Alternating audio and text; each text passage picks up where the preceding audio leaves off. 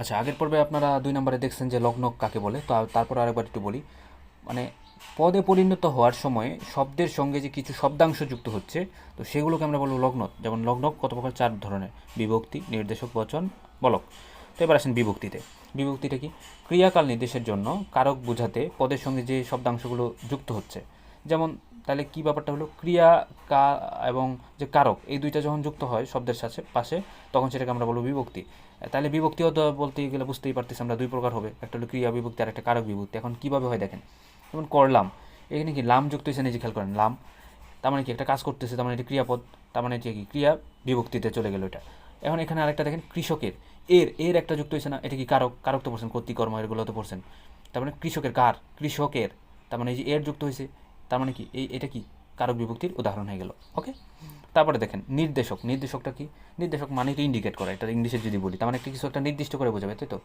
তো সেক্ষেত্রে একটু দেখি শব্দাংশ, যেসব শব্দাংশ পদের সঙ্গে যুক্ত হয়ে পদটিকে নির্দিষ্ট করে, আচ্ছা একটা পদকে নির্দিষ্ট করেই বোঝাবে। যেমন একটা উদাহরণ দেখি, যেমন লোকটি, মানে কাকে বুঝাইতেছে? লোককে বুঝাইতেছে না, ওই লোকটাকেই বুঝাইতেছে।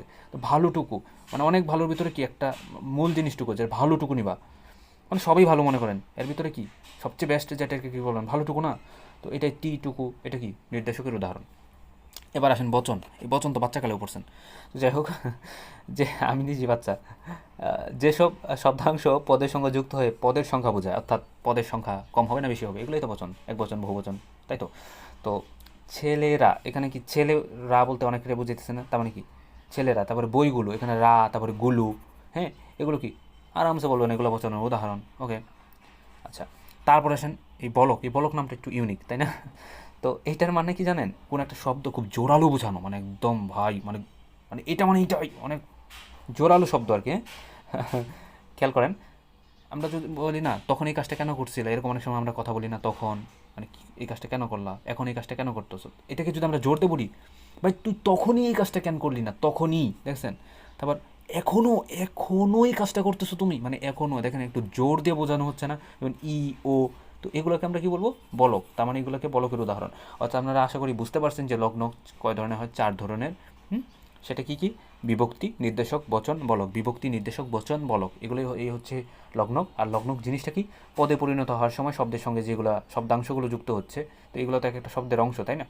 রাগুলো, এগুলোকে আমরা বলছি কি শব্দাংশ, হ্যাঁ। এবং এই 4 ধরনের হচ্ছে লগ্নক হয়ে থাকে। তো এবং শব্দ এবং পদের গঠন তো আপনারা আশা করি জানেন। তো এবার আমরা লাস্ট ভিডিও পার্টে আমরা দেবো শব্দ এবং পদের পার্থক্যটা দেখেই এই চ্যাপ্টার ক্লোজ করে দিব।